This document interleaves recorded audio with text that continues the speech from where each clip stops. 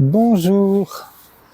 Alors aujourd'hui, je vais présenter un livre que je lis depuis très longtemps, que j'aime beaucoup, d'Elie Wiesel, Célébration hassidique au point seuil.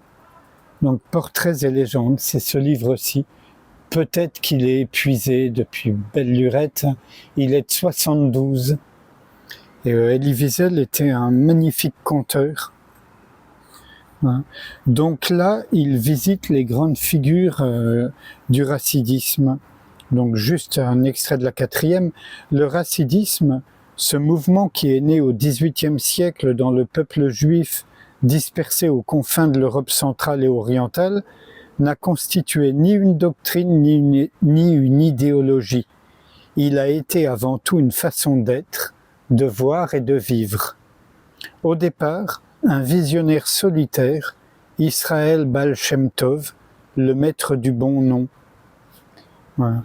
Aux Juifs opprimés par des siècles de persécution, il lance un étonnant appel à la joie. Je vous passe le reste. Et donc un premier extrait où justement c'est le Baal Shem Tov. Pour se réaliser, nous enseigne le rassidisme du Baal Shem, l'homme doit d'abord demeurer fidèle à son moi le plus intime, le plus vrai. Il ne pourrait aider autrui par le reniement de soi. Qui aime Dieu et est sa création ou la méprise, finira par haïr Dieu.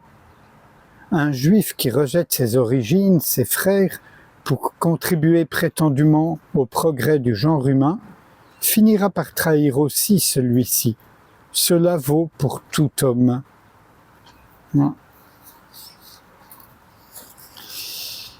Alors là, on va parler d'un de ses disciples qui s'appelle Mézérich.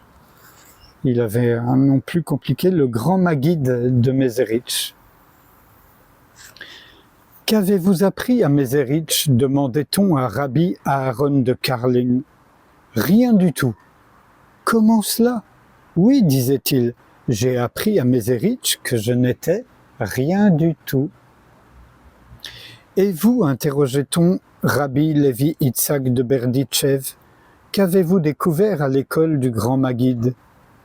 J'y ai découvert que Dieu existe, qu'il est de ce monde, de tous les mondes.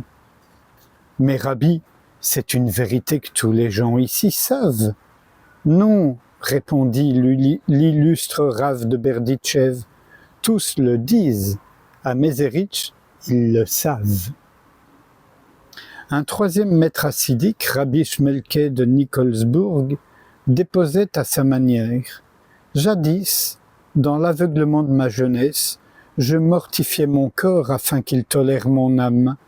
Depuis Mézérich, je sais qu'il ne faut pas le faire. Le corps et l'âme doivent et peuvent vivre en harmonie.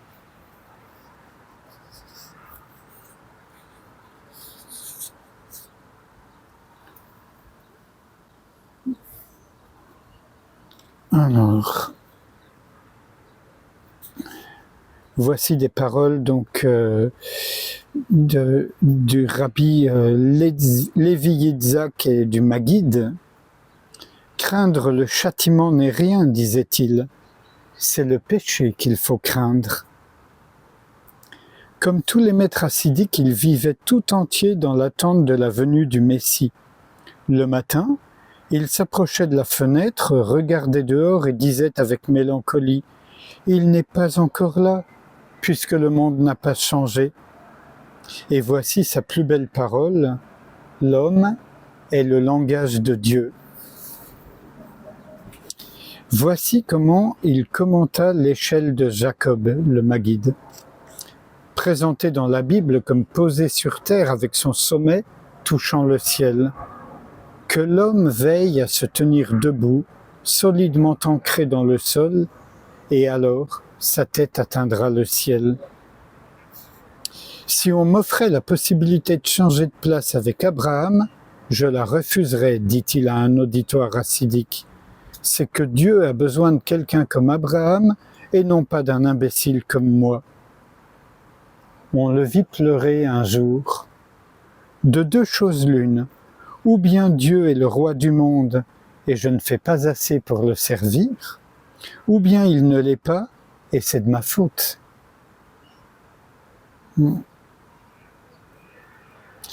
Venant de Mézérich, où il avait passé quelques années, un ami frappa à sa porte. Il était tard dans la nuit. « Qui est là ?» demanda Rabbi Aaron. « Moi, » répondit le visiteur innocemment, sûr d'être reconnu. « Dieu seul s'arroge le droit de dire moi. La terre est trop petite pour que 2 mois y cohabitent. Ne l'as-tu pas appris d'où tu viens ?» Son ami y retourna la nuit même.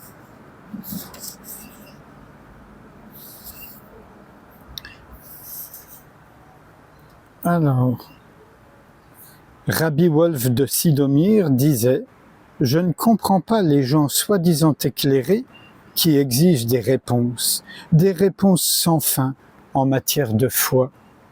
Pour celui qui croit, il n'existe pas de question. Pour celui qui ne croit pas, il n'existe pas de réponse. » Et un tout dernier extrait, j'en ai trop pris.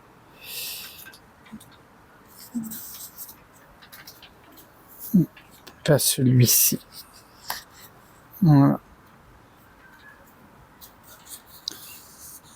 Alors là, on est avec Rabbi Israël de Rizin, un des disciples. Voilà. Donc, quelqu'un vient le voir, un homme lui dit « Rabbi, je désirerais me repentir, mais je ne sais comment m'y prendre. » « Pour pécher, tu savais comment ? » ?»« C'était facile, je péchais d'abord, je savais ensuite. » »« Parfait, fais la même chose. Commence par te repentir, tu sauras après. » Et sans réfléchir à ce qui vient d'être dit, lu, je vous invite à ce qu'on passe un instant ensemble en silence, à laisser de la place de sorte qu'il n'y ait qu'un seul moi, et pas le moi égoïque qui parle, qui bavarde, qui jacasse. On peut le laisser parler, celui-ci, si on ne s'occupe pas de lui, c'est l'autre qu'on entend. Donc sans s'impliquer dans les pensées, les sensations, etc. Juste être ouverture, être réceptivité.